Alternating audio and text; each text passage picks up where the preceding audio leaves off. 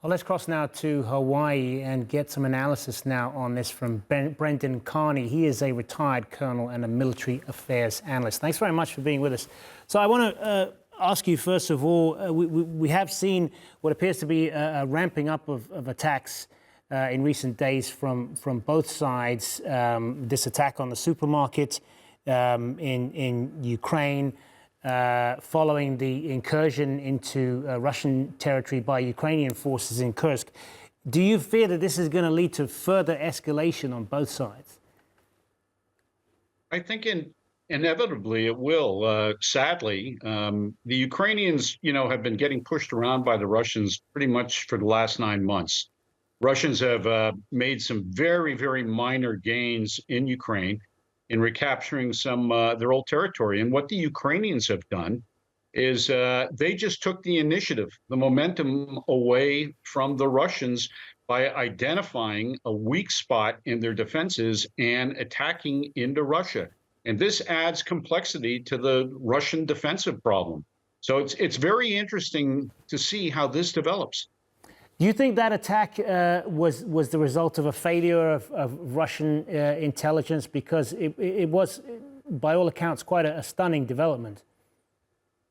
Oh, absolutely. I think Russian intelligence and then the slowness of their response also indicates their command and control system simply was not responding the way it should have. They should have been all over this. I mean, they're at war with Ukraine. And they're not, again, their performance has just not been very good at all. So the Ukrainians have done well. They've caught the Russians off guard. They've attacked. And with reinforcements, they may try to exploit this current attack even further. I want to go back to the point that our correspondent in Kiev made just before we came to you. This perception that Ukraine feels like it's constantly fighting this war with one hand tied behind its back, in terms of the leeway that they are able to get from Western leaders, telling them don't keep your attacks on Russian territory to a minimum, don't cross the line further, so on.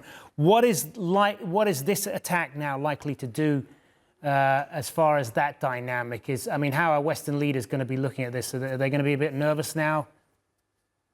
Oh, I think they'll be a bit nervous. They're always nervous. And I think quietly they're assuring the Ukrainians that they can go ahead and use these weapon systems and these munitions that have been supplied to them in any reasonable manner. I do not believe Ukraine has permission, so to speak, to launch a huge offensive into Mother Russia. I think this will be a localized offensive with limited opportunities, limited gains being desired, and that will do the trick. This is going to throw Russia's balance off completely. So it'll be interesting to watch this over the next couple of days. Good to get your analysis, Brendan Kearney. Thanks very much for being with us.